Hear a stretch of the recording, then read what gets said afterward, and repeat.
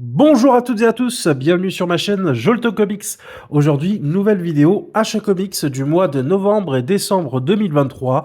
Donc elle va être assez longue parce qu'il y a eu Noël entre temps, donc j'ai reçu des cadeaux également. Et pas mal d'achats d'occasion, du neuf, etc.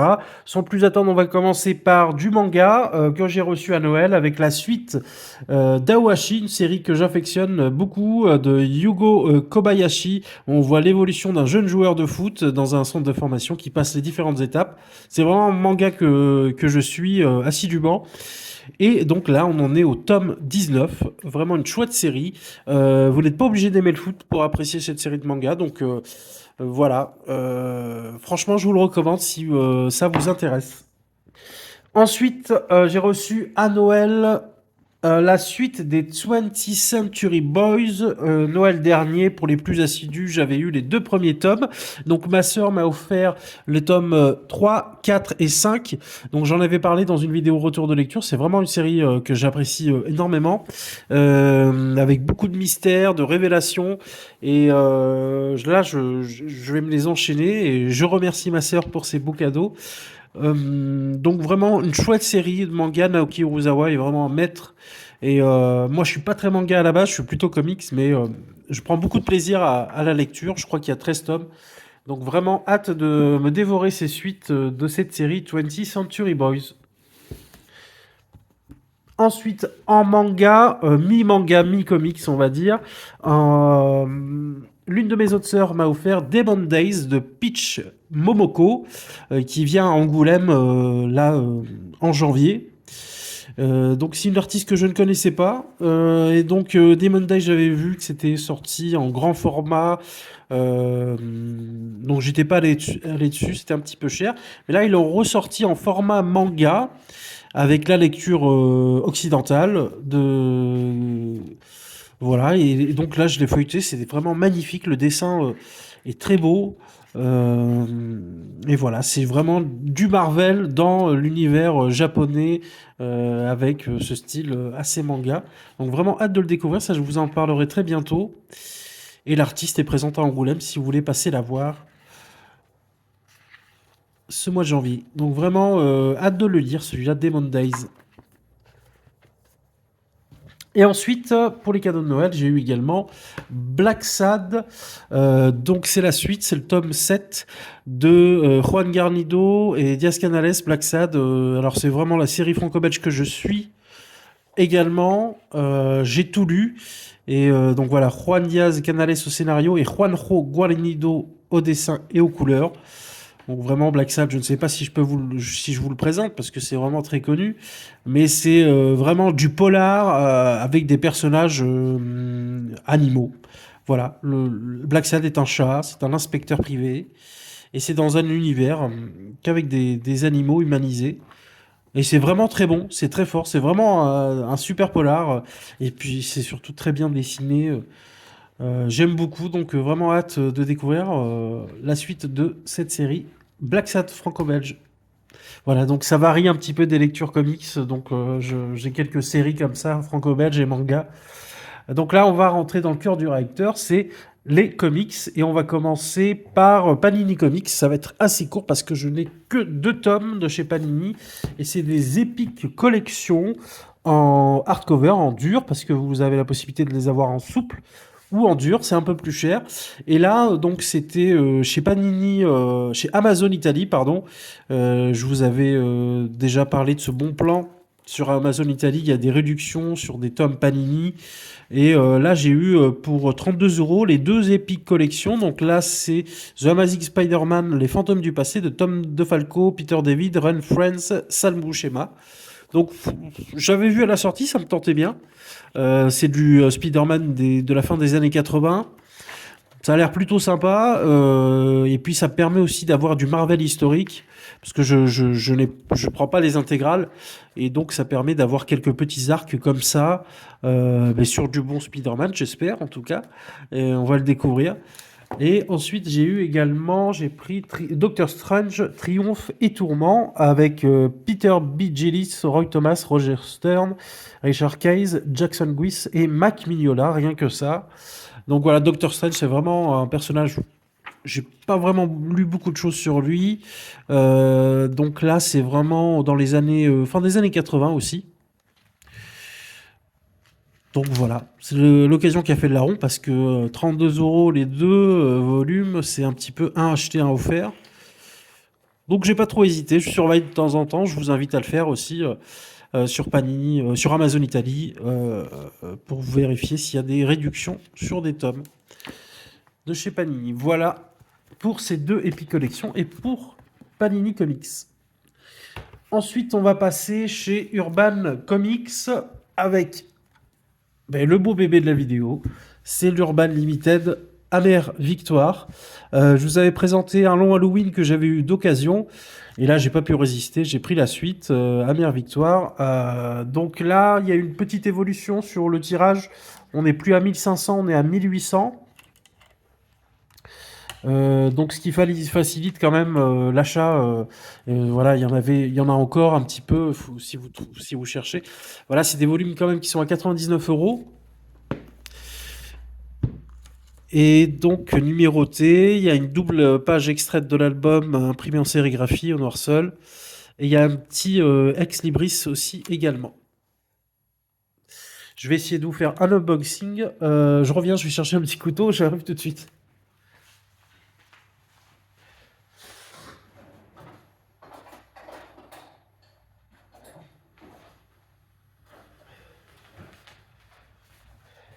Et voilà, qu'est-ce que c'est quand on prépare pas ces vidéos.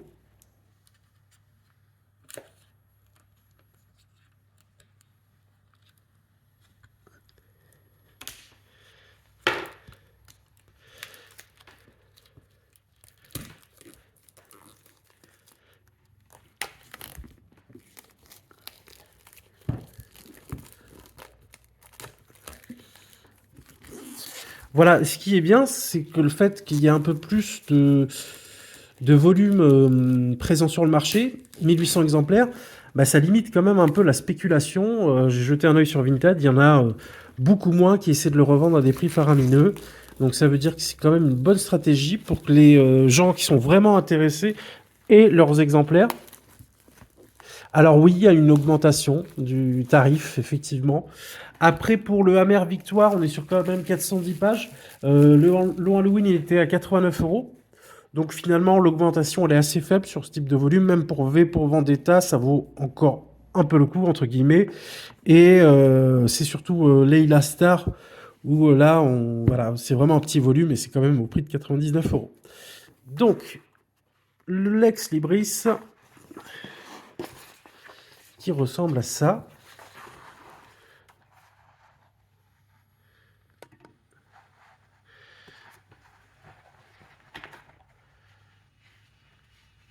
C'est assez joli quand même, hein.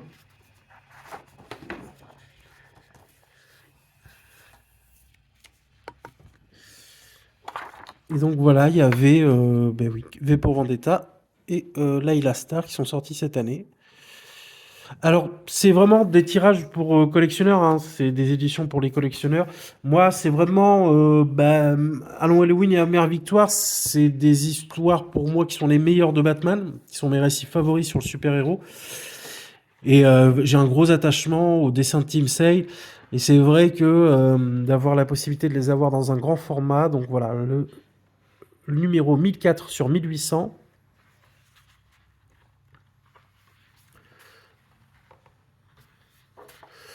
Voilà, de l'avoir dans un grand format, d'avoir tout le talent de Team Sale. Et ben moi, ça me... Voilà. Je ne pouvais pas ne pas passer à côté. Et puis c'est des cartes cadeaux qui ont été utilisées aussi de mon anniversaire.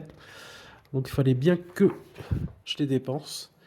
Et puis il y a Jeff Loeb qui est là, qui vient au Paris Fan Fest. Donc pourquoi pas aller les faire autographier, mes deux Urban Limited. J'ai un peu de doute sur le transport parce que j'ai peur de les abîmer. C'est quand même des belles pièces. Mais je vais voir, je vais réfléchir. Peut-être l'un des deux. Voilà. Je crois que cette double planche n'a pas besoin de voix par-dessus. Je crois qu'on peut juste l'apprécier. C'est juste magnifique. Le talent de Team Sale. Voilà donc, c'est oui, le craquage, hein. Mais voilà, c'est pour aussi avoir la meilleure édition possible pour l'un de mes récits préférés. Donc j'en suis très heureux. Ensuite, toujours chez Urban, on passe aux Chronicles avec GSA Chronicles 2001. Ça, c'est de l'occasion.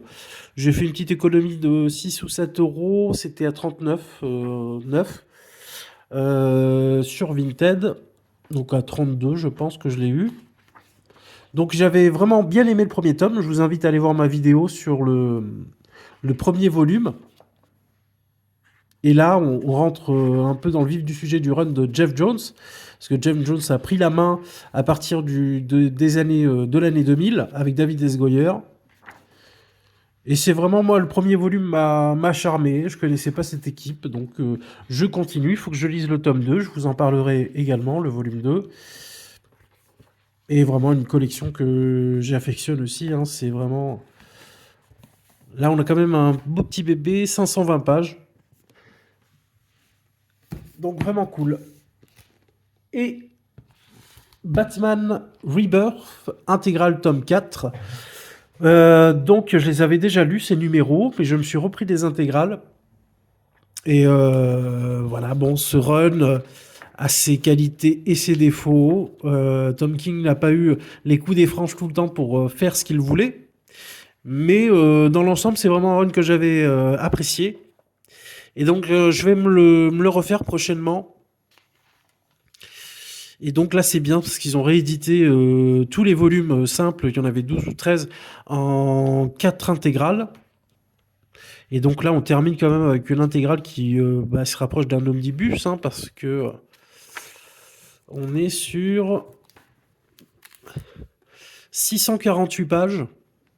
Donc ouais, c'est un beau bébé. C'est un beau bébé. Donc vraiment... Et je pense qu'économiquement, c'est mieux de partir sur les intégrales si vous voulez découvrir ce run de Batman Rebirth par Tom King et plein d'autres dessinateurs, plein de dessinateurs très talentueux. Du Kleiman, du Mika Janin, du Jorge Fornes. Vraiment, il y a d'énormes talents en dessin sur ce run. Ensuite, top 10 d'Alan Moore, Gen A, Alexander Cannon. Ça, top 10, c'est Manuel Berthaud qui m'en parlait souvent, je te salue, d'Alan Moore, qui me disait dans les commentaires que c'était l'un de ses récits préférés, dans le style policier, chronique d'un commissariat et tout ça. Donc, vraiment, ça m'a donné envie, puis j'ai trouvé d'occasion à 10 euros. Donc, belle affaire. Sans les frais de port, on est à 12-13 euros au lieu de 35. Donc, j'ai sauté sur l'occasion. Voilà, je vais découvrir ça. Alan Moore est un scénariste que je connais pas beaucoup. J'ai pas vraiment lu énormément de choses sur lui. Donc, ça me donne très envie de découvrir ce récit top 10 par Alan Moore. N'hésitez pas en commentaire à me dire ce que vous pensez des récits que je vous présente, hein, parce que moi je les ai pas lus, donc je peux pas vraiment vous en parler en détail, mais ce que vous en pensez. Mais je pense que ça peut me plaire. Le thème me plaît bien. Ensuite, ça c'est la suite d'Animal Man. J'avais acheté le volume 1, donc de Grant Morrison, Chastruog au dessin, Tom Grumet, ça doit être le colo. Donc ça c'est sur Momox, je l'ai trouvé à 15 ou 20 euros. Je suis bien content parce que ça me fait le run complet d'Animal Man, un personnage aussi que je ne connais pas beaucoup. Donc vraiment hâte de m'enchaîner les 2 volumes. Bon, Grant Morrison est un scénariste. C'est pas mon préféré, loin de là. J'ai un peu de difficulté des fois à le comprendre, à le saisir. Mais apparemment, c'est l'un de ses runs les plus accessibles. Donc à voir. Ça, je vous ferai un retour de lecture dans l'année 2024, c'est sûr. Parce que ça a apparemment révolutionné le genre. Il a cassé le 4e mur avec le personnage d'Animal Man. Il y a plein je pense, de choses à dire sur ce run d'Animal Man. Donc vraiment hâte de vous en parler, de le découvrir. Ensuite, cadeau de Noël, Batman and Joker Deadly Duo de Marc Silvestri. Alors, il y a eu plein de retours dithyrambiques sur ce volume. Moi, j'étais vraiment pas parti pour le prendre parce que Bon, Marc Silvestri, j'ai lu son The Darkness. Alors j'ai bien aimé, hein, c'était dans... je veux pas qu'on le prenne mal, mais c'était un peu dans son jus des années 90, quoi, avec les bimbos, voilà, mais c'était bien, c'était sympa, moi j'avais bien aimé l'histoire. Euh, et puis, ben, il a fait son one-shot sur son récit complet sur Batman, avec le Joker. Eh bien écoutez, je l'ai mis sur la liste de Noël, et on me l'a offert gentiment. Merci à celui qui me l'a offert. Et vraiment, ben, je vais le découvrir. Je vais redécouvrir Marc Silvestri depuis The Darkness. Alors voilà, hein, il a un trait, c'est vrai, c'est beau, hein, c'est super beau, hein. On va voir au niveau du scénario si ça suit la beauté de ce dessin. Alors, ouais, je sais pas, j'ai l'impression qu'il n'y a pas d'ancrage. J'ai l'impression qu'il y a, ouais, mais c'est joli, hein, c'est très beau. Donc ça, on va le découvrir, ça je vous en parlerai aussi. Ensuite, un Chronicles que j'ai eu en cadeau de Noël également, Batman Chronicles volume 1 1989. Donc là, on a des artistes comme Jim Starlin, Jem Housley, John Byrne, Kevin Doley, Marv Wolfman, Denis O'Neill, Jim Aparo, Michael Baer, Malcolm Jones 3, Pat Broderick, Jerry Ordway. Il y a du lourd, hein. Donc là, on rentre un petit peu dans le phénomène Batmania, parce que 89, c'est la sortie du film de Tim Burton avec Michael Keaton et Jack Nicholson. Et donc, il y a l'adaptation officielle dans ce volume, qui est sorti en août 89, de Denis O'Neill et Jerry Ordway. Et puis, il y a également toute la série Batman, une partie des épisodes de la série Batman de l'année 1989, du numéro 430 à 439, avec également un annual. Donc ça, bah écoutez, les Chronicles, comme d'habitude, c'est du tout bon. Il faut prendre le temps de les lire, par contre. Là, je suis en train de préparer une vidéo sur le Superman Chronicles, année 1987 ou 88, de John Byrne. Donc là, il y a 3 volumes, j'en suis au 3e. Mais c'est du tout bon. Je vous en parlerai bientôt dans la prochaine vidéo, en janvier, sur les Chronicles. Voilà pour ce Batman Chronicles. Et on termine Urban avec la suite de Batman Nocturne, le tome 2, premier acte de Ram V et Ivan Reis.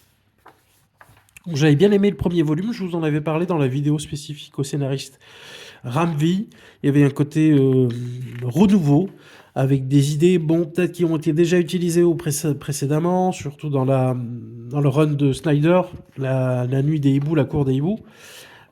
Avec cette famille mystérieuse qui est cachée dans l'ombre et qui veut prendre le pouvoir de Gotham, avec un Batman affaibli. Vraiment, il y a pas mal de qualités sur ce début de run. Ramvi met en place ses pions, j'ai l'impression. Et donc, j'ai vraiment hâte de me lancer dans ce tome 2 et même de continuer son run. Je sais qu'il y a le volume 3 qui sort également très bientôt. Si on devait faire une comparaison avec le run de Chip Zdarsky, moi, je vous conseillerais d'aller sur le run de Ramvi 100 fois. Chip Zdarsky, c'est un peu compliqué. Le premier volume était pas mal, mais le deuxième volume a apparemment pas les qualités requises pour un bon run de Batman. Donc, je suis même pas allé dessus, pour tout vous dire. Mais le Batman de Nocturne, pour moi, c'est assez une valeur sûre dans le comics de super-héros, dans le comics spécifique à Batman. Donc, franchement, je continue. Et je vous en parlerai peut-être à la fin du run de Ramvi. On va passer chez iComics, donc avec l'intégrale Tortue Ninja volume 2, avec ce magnifique Splinter, avec voilà, cette qualité de fabrication, hein. Honnêtement, c'est très très beau.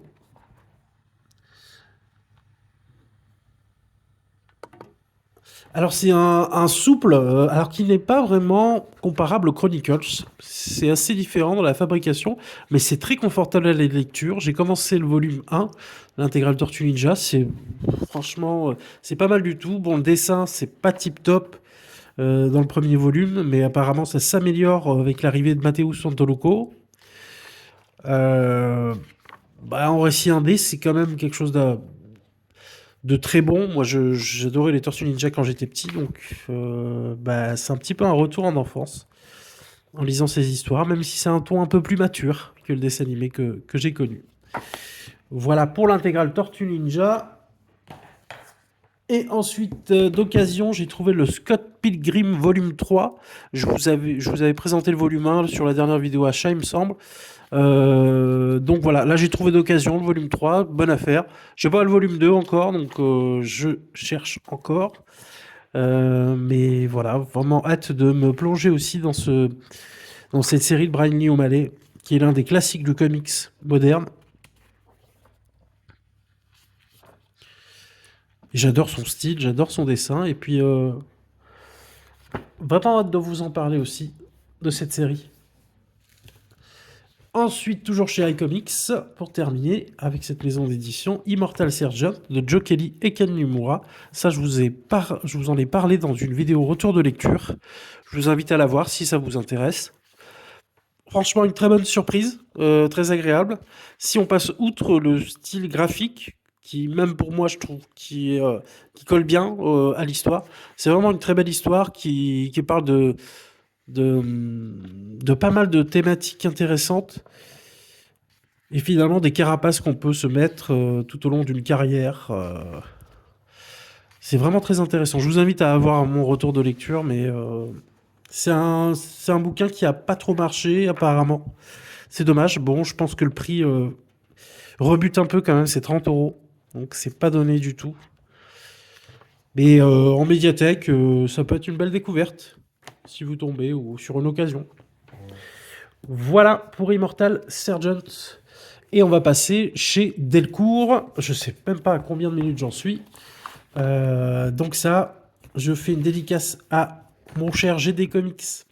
Voilà, qui m'en a vanté les mérites de cette série solo d'Oscar Martin. Alors je ne sais pas si c'est du comics en tant que tel. C'est écrit dessiné par un Espagnol. Mais il y a quand même, voilà, je pense, beaucoup d'inspiration et de références de l'auteur dans le monde des comics. Là, donc voilà, c'est dans un monde post-apocalyptique où on est avec des animaux humanisés. Et c'est très violent, il y a une guerre. Je vous invite à aller voir la vidéo de GD Comics qui en parle mieux que moi, parce que je ne l'ai pas lu encore. Mais voilà, merci du conseil. Ben, regarde, pour Noël, je l'ai commandé. Donc j'ai les 2 premiers volumes, je vais découvrir ça. Le dessin est très un peu cartoony, un peu style Disney. Et puis on voit quand même que c'est assez violent, assez sombre. Donc on va voir le mélange des deux. Mais j'ai vraiment hâte de découvrir cette série solo qui est sortie chez Delcourt d'Oscar Martin. Voilà les 2 premiers volumes. Ensuite, toujours chez Delcourt, Invincible Intégral volume 11. On arrive bientôt à la conclusion de ces sorties d'intégrale d'Invincible. Je ne vais pas l'ouvrir. Non, je ne veux pas vous spoiler. Volume 11, on ne prend pas de risque. Mais vraiment, une série formidable. Je vous en fais des émissions tous les 2 mois où là, on est à l'intégrale 2, la dernière que j'ai faite, et on va passer à l'intégrale 3. Mais là, je vois un petit peu ce que veut faire Robert Kirkman. Il pose ses pions aussi, et je sens que ça va prendre en ampleur là dans les différents dans les suites. Et vraiment une super série. Bon, je pense que tout le monde la connaît maintenant. Et super que ça sort en intégrale, quoi. Ça permet de les avoir dans des beaux volumes. Et on arrive bientôt à la conclusion. Donc vraiment hâte d'y arriver aussi. Toujours chez Delcourt, Stray Bullets. Donc voilà, la chasse aux Stray Bullets est terminée. J'ai le volume 5. Donc chez Delcourt, de David Lafemme. Et de sa femme également, qui travaille avec lui, Maria Lafemme. Donc là, on est dans du polar brut. Et donc là, en 2024, je vais pouvoir me les enchaîner, ces 5 volumes, et vous en parler. C'est quelque chose que je voulais faire là pour l'année 2024. Il y a pas mal de vidéos que je souhaite faire pour 2024. Stray Bullets en fait partie. J'aimerais bien vous parler d'Y le dernier homme, également de Tool Run et de Preacher également. Voilà, donc ces grands classiques Vertigo et Stray Bullets aussi, qui est une référence en polar et qui, je trouve, n'est pas très... on n'en parle pas souvent. On parle souvent de Gotham Central, des travaux d'Ed Brubaker, mais vraiment hâte de m'y plonger. J'avais bien aimé le Lodger. de chez eux. Donc, Stray Bullets, la chasse est terminée, on va pouvoir passer à la lecture. Ensuite, Chroma, ça je vous en avais parlé dans un retour de lecture. Vraiment un magnifique récit, j'ai beaucoup aimé, c'était très beau graphiquement, et puis une belle histoire avec de belles valeurs, une belle morale. Vraiment du tout bon, du très bon comics de Lorenzo De Felici, au scénario, au dessin, il a fait la totale, la couleur également. Voilà, je vous invite à aller voir ma vidéo retour de lecture si vous voulez en savoir plus. Mais franchement, si vous l'avez pas eu pour Noël, ça peut être une bonne idée de lecture pour l'année 2024, Chroma. Ensuite, on va passer à un cadeau de Mister l'alchimiste des mots. Je te remercie, je t'ai déjà remercié, mais je te remercie publiquement. Je m'attendais pas, il m'a demandé mon adresse, il m'a envoyé ça. Vraiment très gentil à toi. Ça m'a beaucoup touché que tu m'offres Moutafoukas, tu m'en parlais régulièrement, du label 619 de l'artiste Run. Et donc j'ai reçu ça dans la boîte aux lettres. Franchement, un super cadeau. Merci beaucoup. Je vais pouvoir découvrir ça et en parler également en vidéo. Donc c'est toujours étonnant quand on crée une chaîne YouTube et quand on partage sa passion, et finalement les gens avec qui on discute, les relations évoluent et on devient pratiquement des potes, des amis. Franchement, de me faire un cadeau tel que ça m'a beaucoup ému. Donc je te remercie beaucoup et vraiment hâte de le découvrir, ce Moutafoukaz. J'en parlerai en vidéo.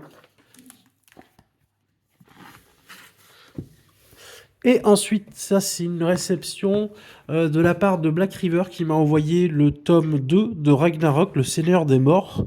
Je vous en avais parlé du tome 1 de Walter Simonson au scénario et au dessin. Donc vraiment, je l'ai lu.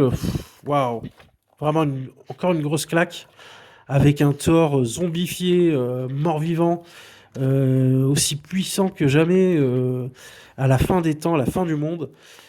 Et il est badass. J'adore.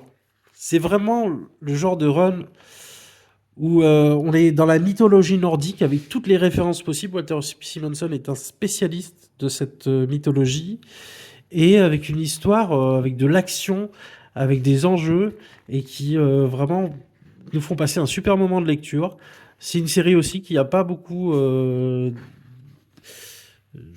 n'entend pas beaucoup parler, mais c'est vraiment une excellente série. Et Black River ira à la conclusion de ce run avec un 3e volume. Et ça, je vous en parlerai à la fin quand tout sera sorti. Mais ouais, c'est... Pour ceux qui aiment Thor, il faut aller dessus tout de suite. Il faut aller dessus tout de suite. Il n'y a pas ce problème d'être dans la continuité Marvel avec tous ces codes. C'est du Thor brut et vraiment génial. Ensuite, en occasion, dans les indépendants, Winter Road de Jeff Lemire chez Futuropolis. Donc voilà, j'essaie petit à petit de me récupérer tous les Jeff Lemire qui m'intéressent chez Futuropolis, il y en a pas mal. Et c'est là Jeff Lemire que j'apprécie, que j'affectionne. Jeff Lemire, oui, qui travaille tout seul sur des récits intimistes avec beaucoup d'émotions. Si vous connaissez le bonhomme Monsieur Lemire. Et franchement, hâte aussi de découvrir ce récit. Moi, j'aime bien son style de dessin. Honnêtement, j'aime bien. Il faut s'y habituer. Mais il fait passer beaucoup d'émotions par le scénario et par le dessin aussi. C'est vraiment chouette. C'est très personnel. Là, on voit un terrain de hockey sur glace. Donc, on imagine que ça va être très émouvant. Et pour terminer, je vous avais fait une vidéo sur le comparatif des traductions de Sin City. J'ai été parti pour prendre les volumes de Rackham en édition blanche. Et après le 2e volume, c'était un peu compliqué de les trouver d'occasion. Donc, par contre, il y avait l'omnibus d'occasion, 90 €. Alors oui, c'est un peu plus cher que la valeur du neuf, mais il est apparemment introuvable. Cette édition, donc voilà, j'ai foncé dessus. Il y a la totalité du run de Frank Miller dedans. Et donc voilà, bah, c'était l'opportunité de se le prendre. Je me suis fait un cadeau de Noël encore. Euh, mais génial, hein. Sin City, et puis dans cette édition. Voilà, ça je vous en ai parlé dans le comparatif si vous voulez aller voir. Moi j'ai préféré la traduction de Rackham, de l'ancienne traduction. Voilà pour cette vidéo achat comics. Écoutez, on arrive à la fin de l'année. Je vous souhaite un bon réveillon du nouvel an. Plein de bonnes choses. Attention aux huîtres, hein, au bassin d'Arcachon, apparemment elles sont pas bonnes. Et puis nous on se retrouve l'année prochaine. Je ne sais pas si vous avez vu la dernière vidéo, il y a un nouveau concept où je vous fais une sélection tous les mois des comics qui m'intéressent sur le mois suivant. Et puis on fera au cours de l'année 2024 des retours de lecture, comme d'habitude, des vidéos spéciales centrées sur des auteurs, des achats comics de temps en temps, et également les concepts sur les Chronicles et sur la série Invincible. Et puis voilà, n'hésitez pas à vous abonner. Là, on est quand même à peu près à 840 abonnés, donc c'est vachement cool. Mais voilà, si on pouvait passer la barre des 1000 durant l'année 2024, ça serait vraiment royal. Donc n'hésitez pas à vous abonner si ce n'est pas le cas. Je sais qu'il y en a pas mal qui sont pas abonnés, qui regardent les vidéos achats. Mettez un petit pouce bleu, un petit commentaire, ça fait toujours plaisir. Et nous, on se retrouve bientôt pour une nouvelle vidéo. À l'année prochaine. Salut!